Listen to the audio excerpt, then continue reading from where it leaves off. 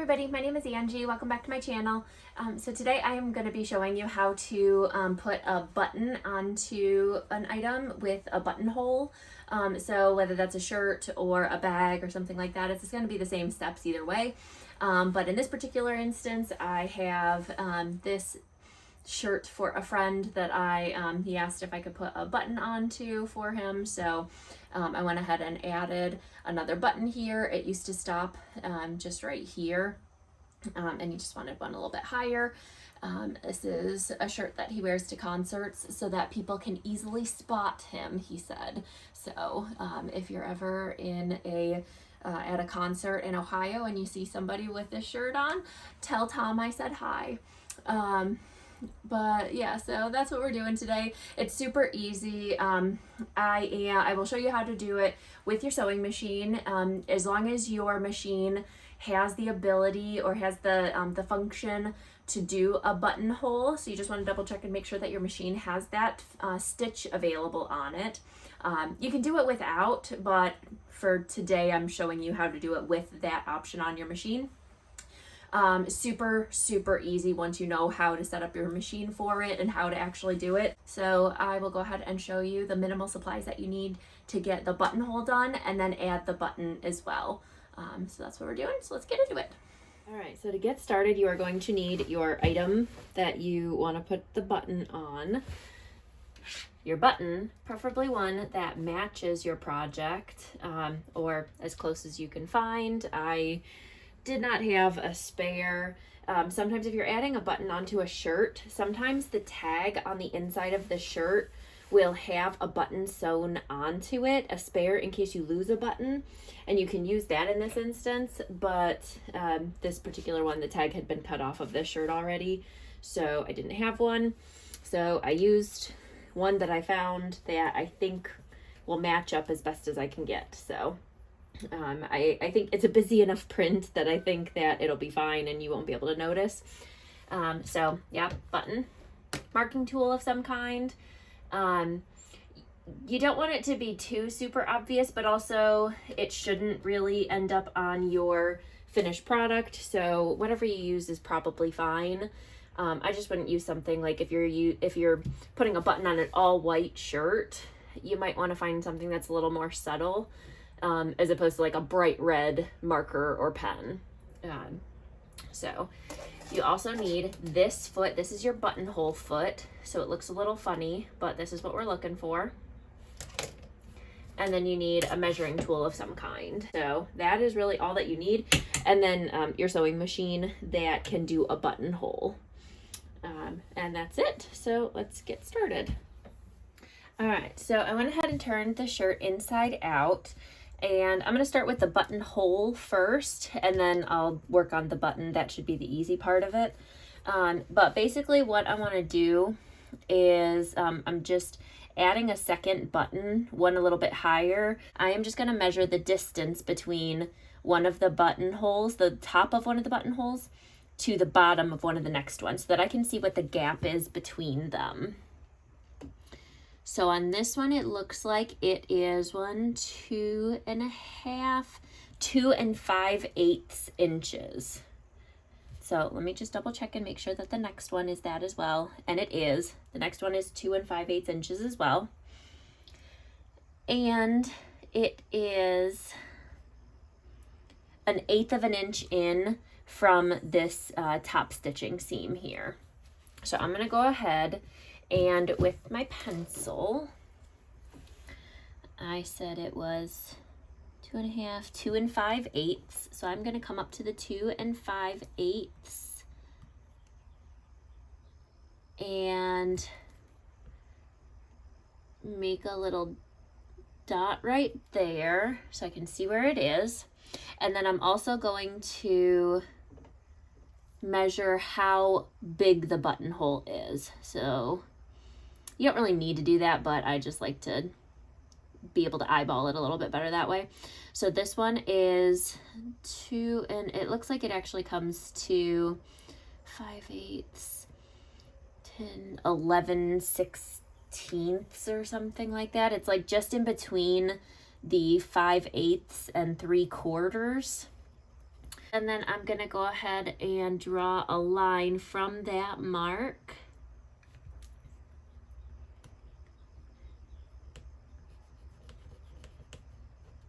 And I'm kind of just doing a light mark. It's on the back of it, but still. And it might be hard to see on camera, but I have a line going there. It's actually 1/8 of an inch wide. So that's where I want the edge of it to be. So I'm gonna do just a little box here.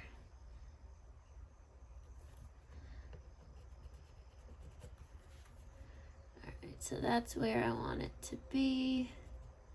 Okay, so I'm just kind of drawing a very light box of where I want my buttonhole to be. So now I can go ahead and, again, it probably is very difficult for you to see on camera, but I can see that pretty easily in person here, that's where I need my buttonhole to be. So now we'll go ahead and take it over to our sewing machine and we can do the, actually get the buttonhole stitched now. So typically when I turn on my machine, this is the screen that it starts off with.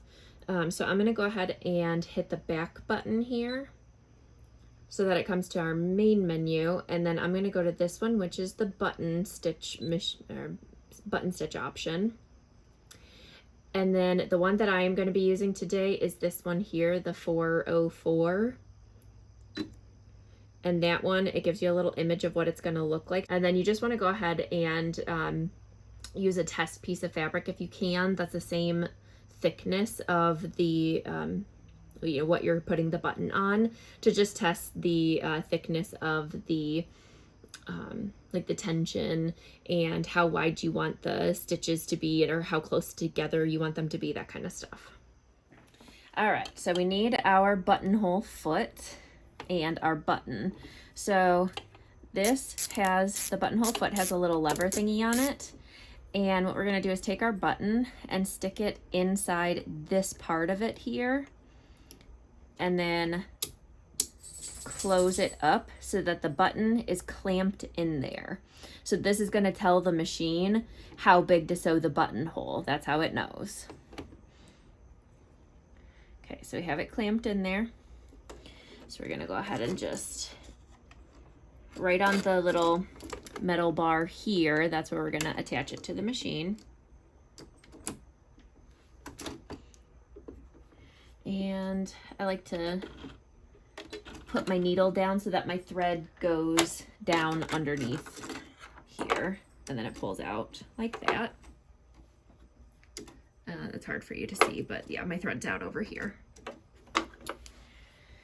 Okay, and then the last part that we need is, you have a little lever that's going to come down here, and that needs to go behind this little lever here.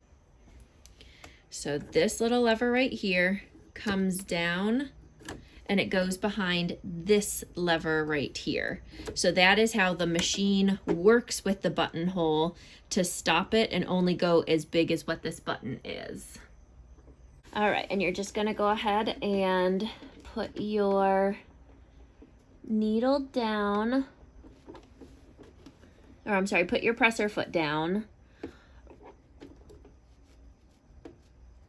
so that it is centered over the little rectangle that you sewed where the buttonhole is going to be. So it's going to go on either side of that.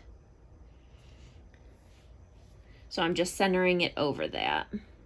And then I am going to go ahead and just press the go button and let it go.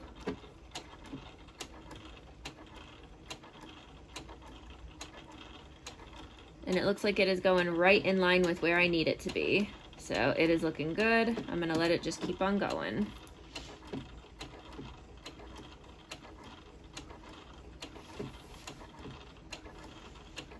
And now that I know that it's doing good, I'm gonna let it speed up a little bit.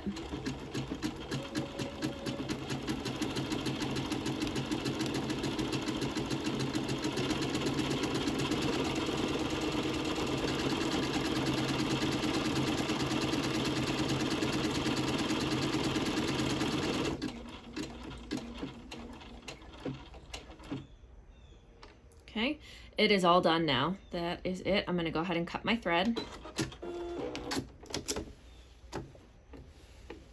Okay, and as you can see, we have a nice stitched around buttonhole there with my thread tail. So that's what it's looking like when it comes out from the machine. So now as far as the buttonhole goes, all we need to do is use our seam ripper and cut that open down the middle, which is a little scary, but that's what you gotta do. All right, so I'm just gonna go ahead and cut my thread tails here.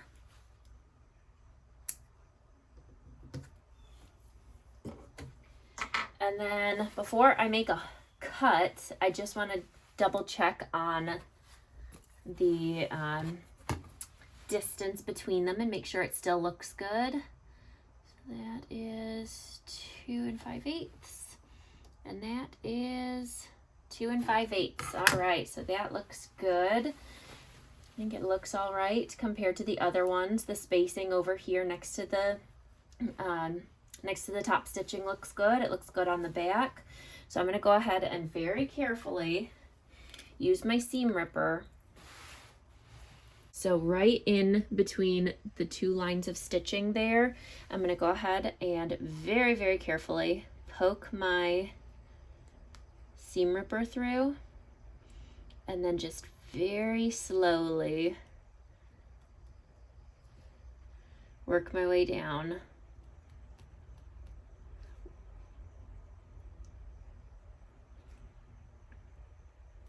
And I have seen this tip before, but one thing that you can do, I just remembered this. One thing that you can do to make sure that you don't slip and accidentally cut through your stitching is to take a pin and put your pin right through here so that it forms a line right at your stitching line so that your seam ripper cannot go any further and it won't stitch or it won't rip your stitches. This particular material, I don't want to put any unnecessary punctures in it than what I already needed to. So I'm not going to do that, but if you're using like a cotton shirt or something like that, then definitely you can go ahead and do that. I'm not sure what kind of material this is. It feels like silk or satin or something. It just looks like the type that would like keep the puncture holes in them. And then this fabric is another type that frays a little bit. Even the other buttonholes that were already there are kind of fraying, like ones that actually came with the shirt. But I'm just going to go ahead and trim it up a little bit. I just want it to look nice, you know.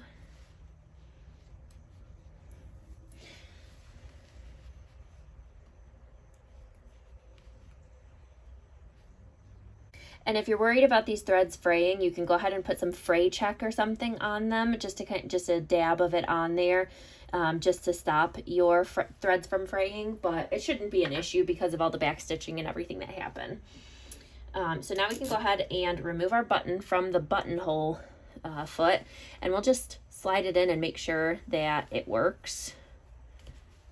And it does push its way through, so that's good. All right, so we have our buttonhole on the one, and now we just need to go ahead and put our button onto the other side of it. All right, so now this next part, sewing the button on, you could definitely just do this by hand.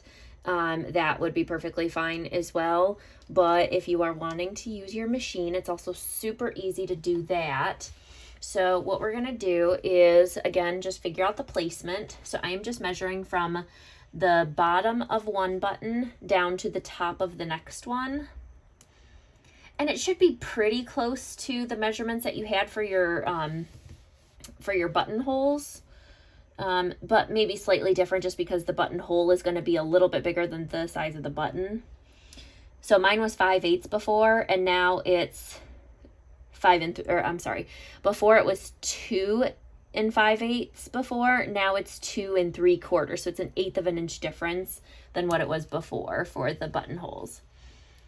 So again, this is 2 3/4. So I know that this button needs to be, and it looks like all the buttons are kind of like butting up right onto the top stitching here. So I know it needs to be 2 3/4.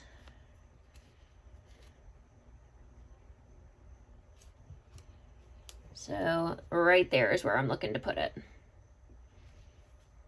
Which if we line up our buttonholes, it lines up exactly with our buttonhole that we have there. I am gonna go ahead and just clip it there like that, just to hold it in place till I can bring it over to my sewing machine. So we have our buttonhole foot still on, so we're gonna go ahead and remove that. And then you could go ahead and just switch over to a normal presser foot. I mean, it does work, it's fine. But if you have one, so this says that it's foot M, and it is the, if I can focus. So that's what it looks like, and it is specifically for putting buttons on. So the back of it is grippy, and that grips the button and holds it in place so that it doesn't shift around. And then the back side of it is lifted up so that when it sets on the button, it's not moving back and forth. So we're gonna set it down with this little piece going that way.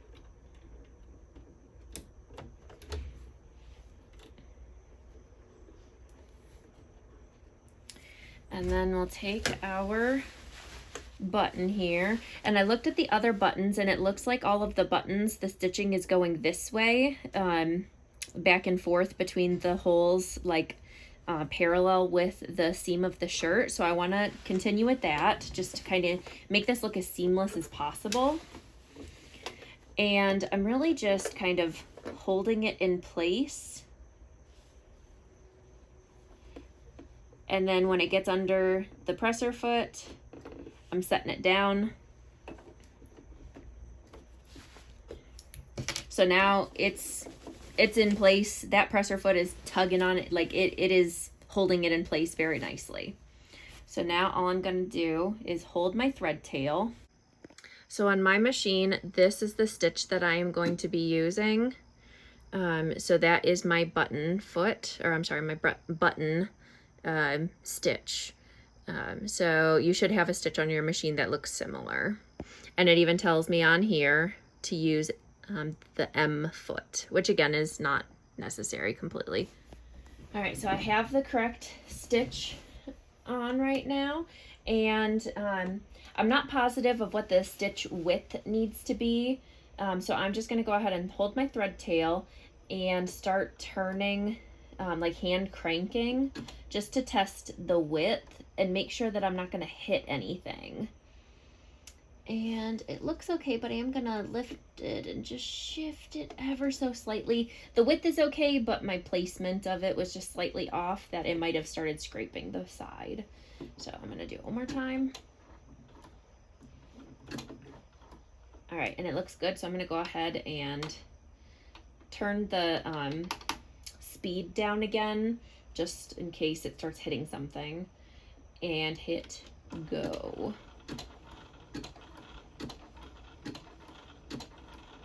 And this is doing it all on its own because it knows it's a button. And there we go, that's it. So that is one of them done. So now I can go ahead and shift it so that the other two buttonholes, or holes in the buttons, are in place. And again, I'm not gonna assume that it's okay and in good placement. I'm gonna test it. And it looks okay, so I'm gonna go ahead and hit the go button again.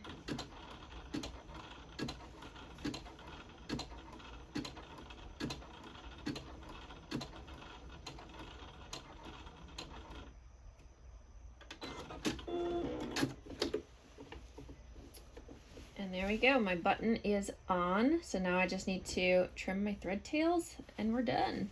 All right, well, there we go. So as you can see, it looks pretty seamless. All of the buttons line up and it fits through the buttonhole perfectly. So it's as if it was always there. and you know, it kind of opens up a little bit. So the fact that the button doesn't exactly match, I couldn't find an exact match, but I mean, it's hard to tell. I know that they are different buttons, and from more than a foot away you can't tell. So but yeah, so super easy. If it weren't for filming, that would have taken me like 5 minutes. So it was very, very easy to do. And yeah, just a fun little thing that you can do if you want to alter a top that you got from the store. Similar issue where the buttons, like, it just doesn't button as much as you would hope, or you want to just add more buttons or something, or, you know, add a fun flap with a button to a bag or something like that. You know, super easy project. Goes very quickly. So yeah, if you enjoyed this video, if you found it helpful, make sure to give me a thumbs up and leave a comment down below if you found this helpful, or if you have any questions. I try and answer as quick as I can all of the questions and comments. And yeah, subscribe to stay tuned for future videos. I'll see you next time. Bye.